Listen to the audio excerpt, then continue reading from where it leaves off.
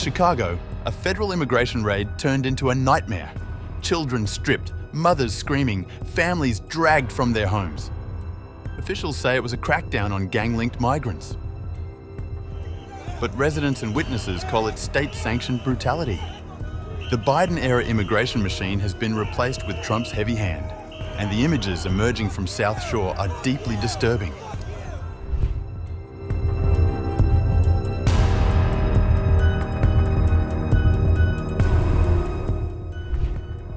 On September 30th, residents of South Shore in Chicago witnessed a high-powered federal immigration raid which led to the arrests of many in the neighborhood.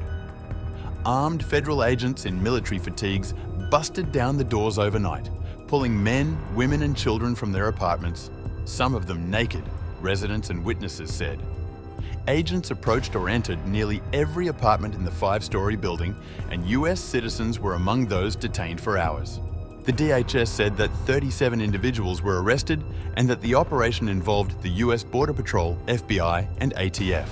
The agency claimed the building and surrounding area were tied to activity by the Venezuelan gang Tren de Aragua, and that those arrested included people allegedly involved in drug trafficking, weapons offences, or immigration violations.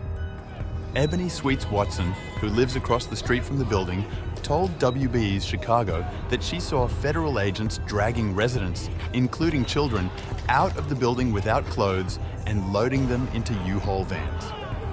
She said the children were separated from their mothers. Watson says she observed what appeared to be hundreds of agents outside her home. It was heartbreaking to watch.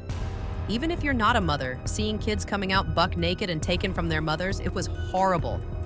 Stuff was everywhere. You could see people's birth certificates and papers thrown all over. Water was leaking into the hallway.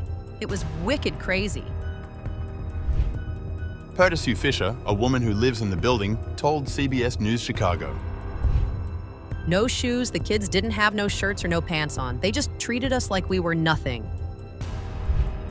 The raid came amid Operation Midway Blitz, a federal push across Chicago and the wider Illinois area that began in early September. The initiative aims to apprehend undocumented immigrants, particularly those with criminal records, under a broader mandate by DHS. Critics have characterized some of the immigration raids as aggressive and have raised concerns about potential violations of due process and the treatment of migrants in custody. ICE and US Border Patrol officers arrested more than 800 individuals without legal status during Operation Midway Blitz, according to a press release by DHS issued on October 1st.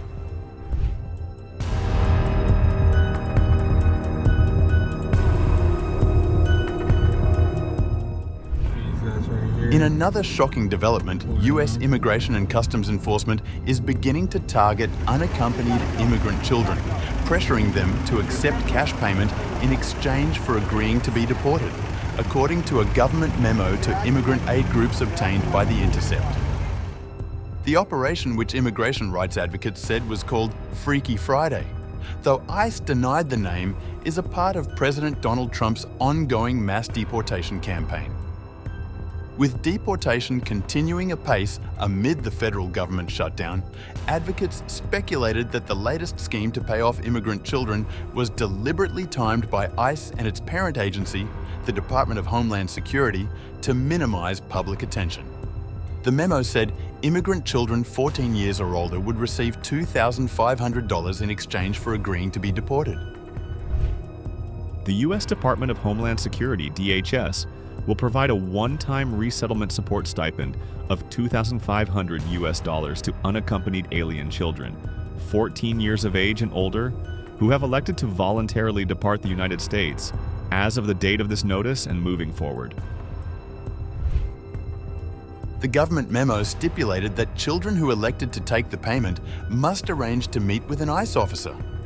In order to waive their right to a removal hearing so that they can receive the payment, the child themselves would have to sign a form to change their status with the US government. In a statement to The Intercept that was subsequently posted online, an ICE spokesperson confirmed that the agency would begin to target unaccompanied minors for deportation, calling the plan voluntary.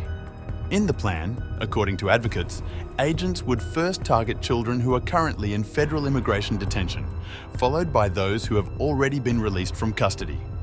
As soon as unaccompanied immigrant children turned 18, according to advocates, they would be detained by ICE.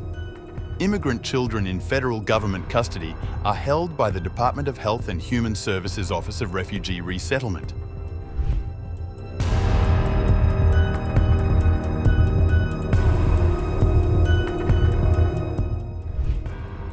Homeland Security Secretary Kristi Noem met with employees inside the US Immigration and Customs Enforcement Processing Facility in Broadview after the raid in Chicago.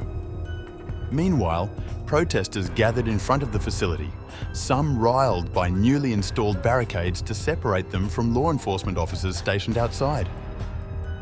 Noem, whose visit to Chicago was confirmed by Homeland Security Assistant Secretary Tricia McLaughlin, also accompanied agents on October 3rd on a raid near a local Walmart store, according to conservative media personality Benny Johnson.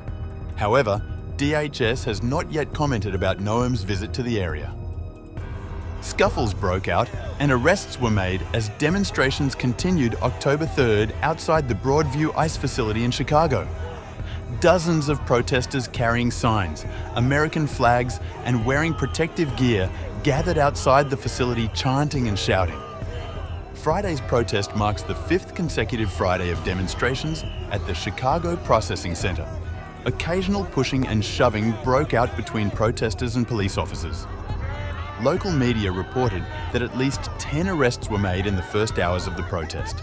Protesters say that individuals being detained are being deprived of basic necessities, such as beds, blankets, and access to hygiene facilities.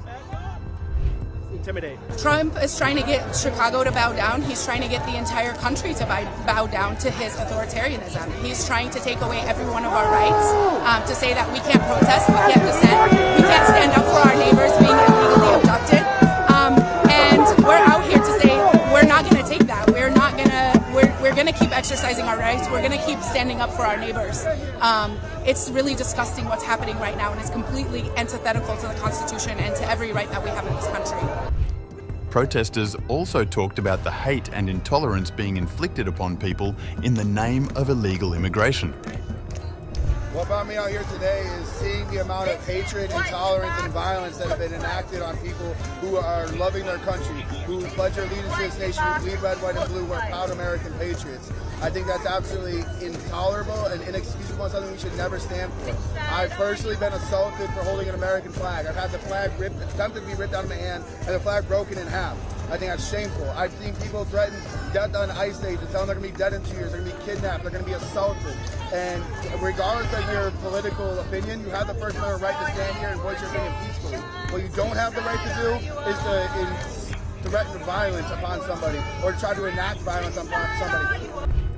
As federal agencies continue aggressive raids and introduce financial incentives for child deportation, questions are mounting about the legality and morality of these actions.